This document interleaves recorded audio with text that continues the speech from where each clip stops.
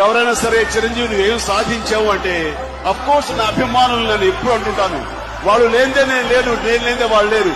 కానీ నా అభిమానుల సమక్షంలో అనాలనిపిస్తుంది, ఏమి సాధించావంటే రామ్ చరణ్ సాధించాడు.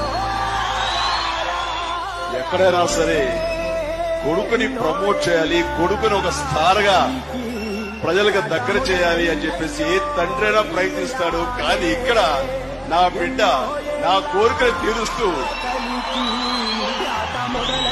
నన్ను మరో లెవెల్లో ఉంచేలాగా, నాకు అద్భుతమైన క్యారెక్టర్ నా సినీ జీవితంలో మిగిలిపోయేలాగా చేసినటువంటి రామ్ చరణ్ ని నేను మనస్ఫూర్తిగా ఈ సభాముఖంగా నన్ను ప్రేమించే ఈ సాక్షిగా love you. Is my proud sun.